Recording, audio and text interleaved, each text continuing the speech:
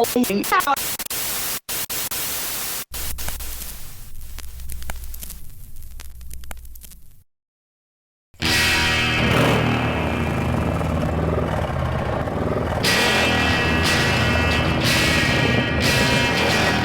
are some pretty strong images that come to mind when someone says the word biker, but I'd be willing to bet that for most people, this isn't one of them. The Empire City Motorcycle Club is a truly unique biker club in that all of its members are gay men. Lucky for me, these badass boys were just crazy enough to let me follow them around with a camera this summer.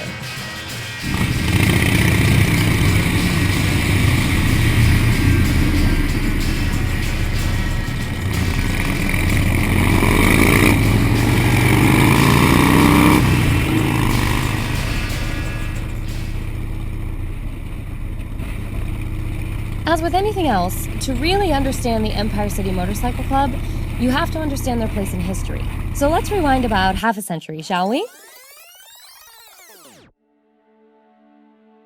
This is the Stonewall Inn in New York City in the present day.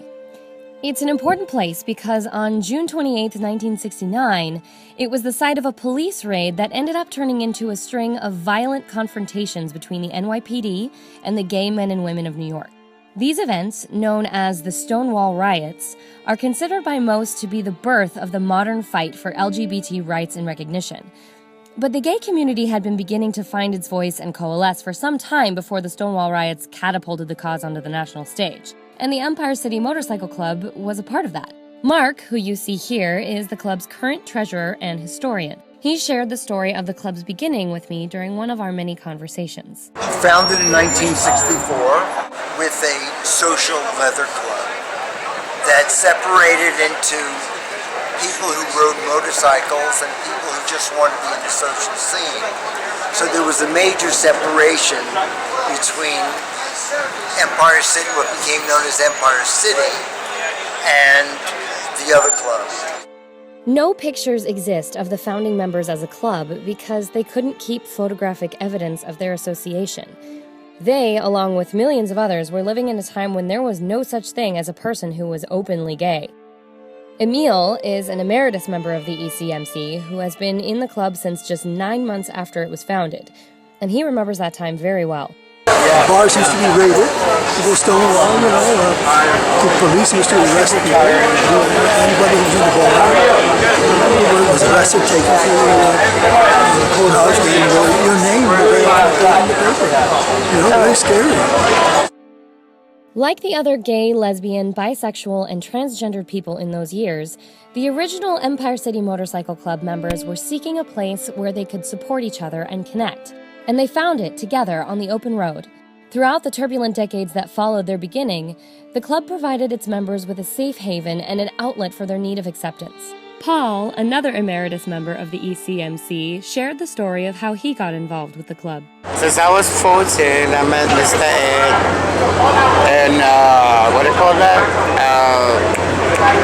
In jail, pulled me out, set my plate. He's my second father. Okay, I'm gonna put my glasses on now so you can see all this is. No, he's a good people. Always been there for me. Today, we remember the Stonewall Riots every year in June. How's that, you ask? Well, that's what all those big, fancy, colorful gay pride parades are actually for.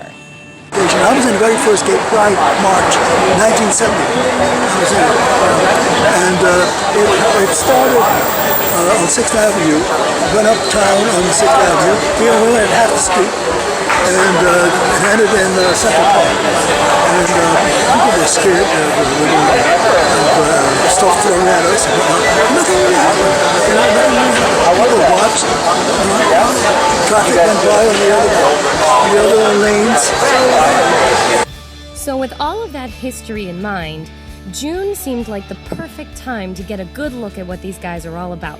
I first met them at one of their monthly open meetings, where I was told I'd have about 10 minutes to convince them all that it was a good idea to let me make this documentary and put it on the internet. Totally doable. I got to meet all of the officers and a few of the other members too. Eddie is the club's Sergeant-at-Arms and Atlantic Motorcycle Coordinating Council representative. Remember Paul's story from earlier about being pulled out of jail by the guy who saved his butt? This is him. Mark, the one who spoke earlier about the founding of the club, is, as I mentioned, the club's current treasurer and historian. This is Scott, and he is the secretary. Joe is the road captain. Evil Ed is the vice president. And the current president is Chaz. So those were the officers of the club, and apart from them, there were other members like Will and like Giorgio in the room to convince, and even more on a conference call. I ended up taking closer to half an hour to make my case because I may or may not be a little loquacious sometimes, but even so, my proposal was approved and I was invited to attend their first gay pride event of the year, the New Jersey Pride Parade in Asbury Park, New Jersey. A few days later, I met Chaz at a little luncheonette on Lexington Avenue so that he could give me a ride down to the parade. A ride on a motorcycle, through the streets of New York, and then on a highway for the first time ever. So yeah, I was definitely nervous as he strapped on the helmet and told me to climb on, but I tried really hard to play it cool. I'll just sit here and not fall off.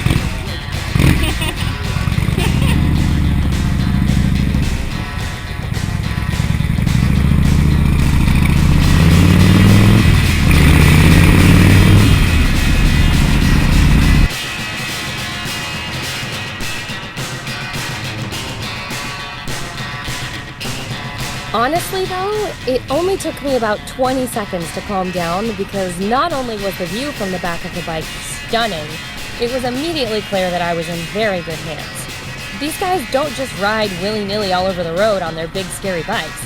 They are really serious about road safety, and none are more serious about it than Joe, the road captain.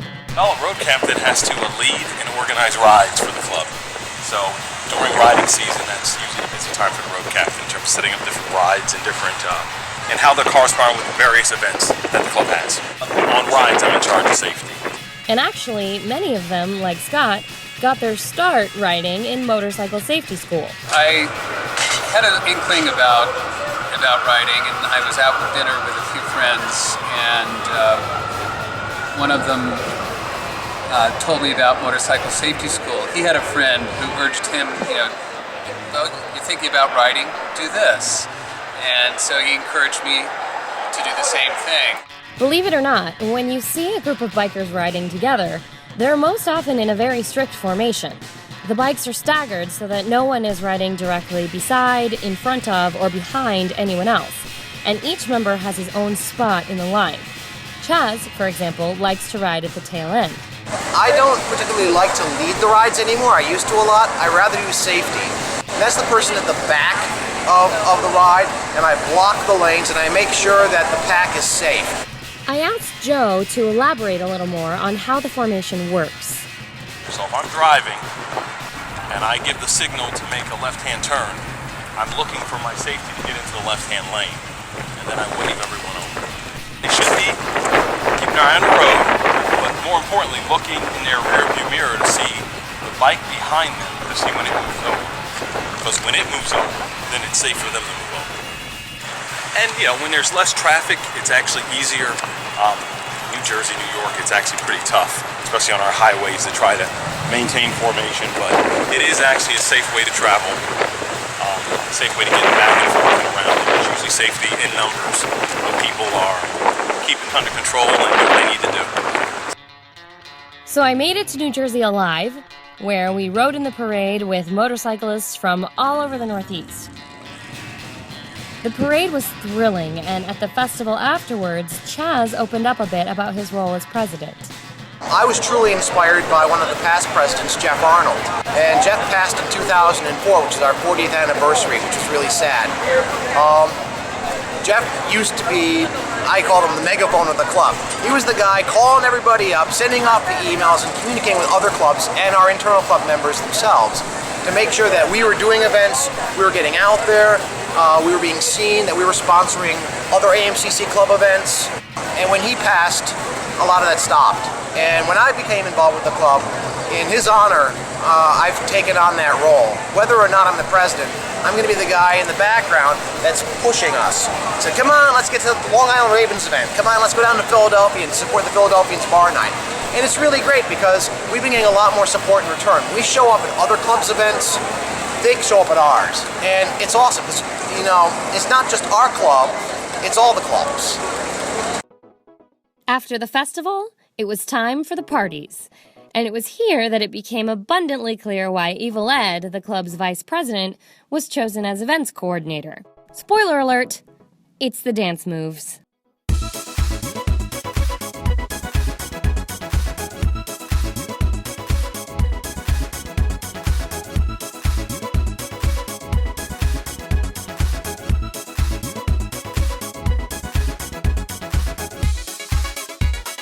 I'm Ed. How you doing? Current Vice President of Empire City. I keep my sanity at all times, my sainthood. I'm in charge of events. Basically, if we have an event coming up, such as a bar night, I'm responsible for coordinating it with the bar and coordinating with the Brothers of the Club, making sure it goes smoothly. And we have all avenues covered. We have the event itself covered with bar members as well as close friends in the club. My partner gets involved from times. President's partner, which is KK. President's Chaz, his partner's KK, he gets involved a lot as well, helps out, and we all chip in and make the event as festive as possible. My favorite event has to be bar nights. Everyone loves bar nights. We have a great time, we get to socialize, meet other people, not just bike clubs, we get to meet other clubs in general. Thanks to Evil Ed's hard work, there were tons of events that I was able to attend over the course of the month of June, including one of the big highlights of the year, the club's annual open bike blessing. As you can imagine, bikers of all persuasions take their relationships with their bikes very seriously. Many of them go out of their way to start things off right when they buy a new motorcycle by having a religious leader christen a new bike with a name and a blessing. Empire City's members are no exception. Every year they host an open event where any biker can come and have a new motorcycle christened in a ceremony to ensure that it carries them safely to all of their destinations. Mark has been the cornerstone of this affair for many years. I've been doing this every year for about at least 25. There are several things that we do as a free service for the gay male biker community. And the christening, though, is one thing that we do for everyone. Male, female, gay, not gay. Once I actually had to do it outside when it was raining, so everyone got a free baptism. To start the whole service, I start a responsive reading with a general prayer, and everybody partakes. I have little prayer books, pamphlets, that I give out to people, and they partake in the actual service. As an ordained interfaith minister, I offered 3 prayers that they could have for christening: a Jewish prayer, a Christian prayer, and a general prayer. I get the name of their bike, talk to them a little bit about their bike, and then I say the prayer, and then we have a little bit of champagne, and I pour it over the front tire a little bit so it doesn't damage the room, and then they drink a little sip too. I bless you all in the name of the one who created. Amen. Amen. Thank you, Mark. The club doesn't just party for fun, though. They're also committed to giving back to the New York community. Empire City's annual holiday toy drive has long been a staple of their events calendar. And when they're not throwing their own events for charity, they're supporting other bikers who are trying to make a difference too. There was one thing about these men that impressed me more than anything else, though, and that was how devoted they are to each other. You'll notice there's an extreme difference between our club and some of the other clubs. We're truly a family, and everybody in Empire City looks out for each other. We take care of each other, we ride together. It's all about our passion of riding, but it goes a lot deeper than that. If you go on a ride, you know that somebody's out there that you can depend upon. But if I'm out on the road by myself, I break down, I can call one of my brothers and, I know they'd be there. And because they're such a tight-knit group, they don't just allow anyone to knock on the door and sign up. Membership is limited to no more than 25 men at a time. And the pledge process is complex, sometimes taking up to a year to complete. something that Gary knows all too well. The way our club works is you have to be within a 50-mile radius of Columbus Circle to be a full member. However, if someone shows a true passion and they want to be a full member who lives outside of that radius, they can be an associate member for a year, and if they're able to make it to all the events, and they're able to come to all the meetings, and they meet the eligibility criteria, they can apply for being a full member. And that's Gary. And Gary's looking at going over to full membership later this year. So I'm Gary, and I turned 50, and so does the club, and I'm looking to be a full member, hopefully by January. I have to apply for full membership, and then I'm going to be approved. I'm official now. Official associate. We want to make sure not just that the pledge feels comfortable with us, that we feel comfortable with the pledge.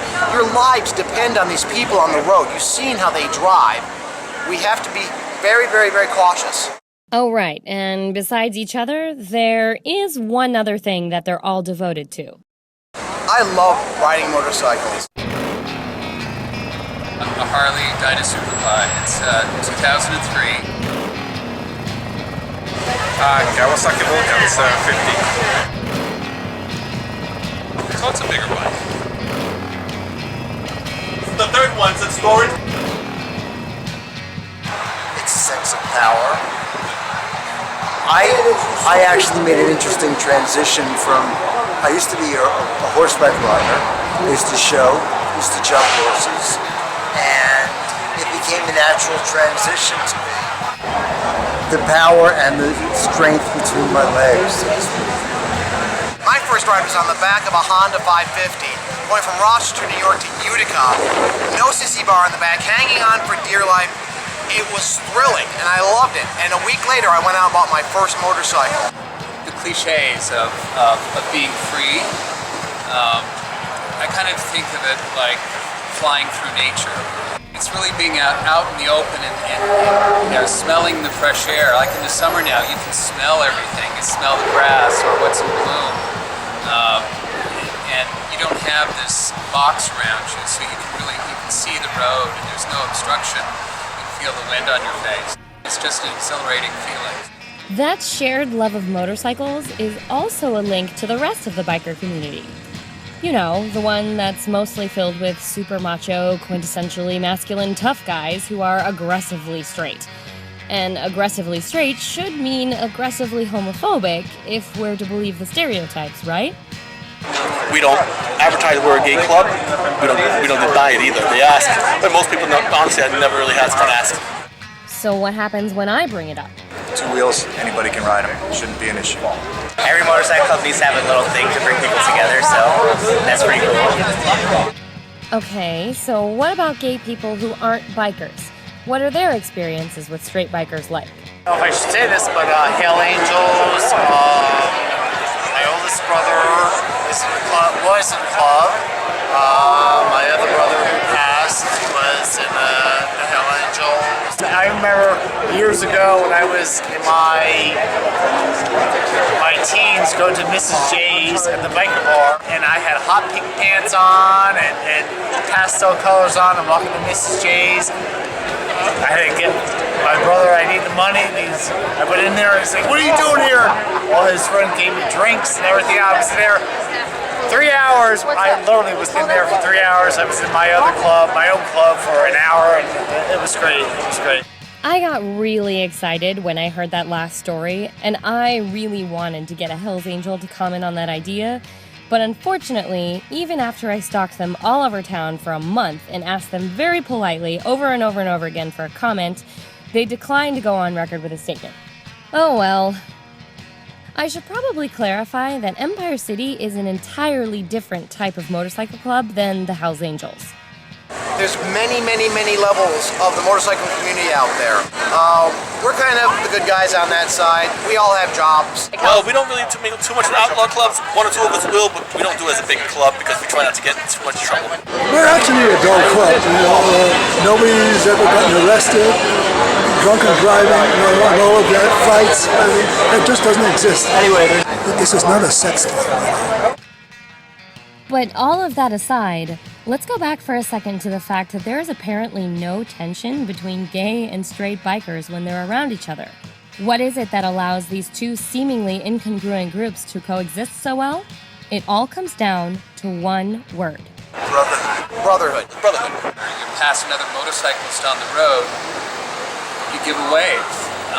And there's that sort of knowing that passes in between, that sharing of the love of riding. They accept us as who we are. Like years ago, they were outcasts because they were bikers. They had tattoos. So they understand. And they understand what we go through and this and that. It's just an expression. Our group and their group and everything else. It's just that we're all cool with each other. It's wonderful. It's fabulous. My name is. So let's just do a quick stereotype recap here. Just because someone is gay does not mean they are effeminate. Just because someone is aggressively straight does not mean they are homophobic. Just because someone is a badass biker does not mean they are aggressively straight. When the founding members of the Empire City Motorcycle Club came together, they didn't set out to create a microcosm of how the world can be a better place, but that is exactly what has happened. A simple passion for motorcycles has forged friendships and connections that are seemingly impossible in some other parts of our society. The lesson here is simple and it's old. If we all took the time to find something of ourselves in someone that we want to hate, we would have a much harder time hating that person. Maybe it's time that mainstream society took a page out of the Outlaw's book.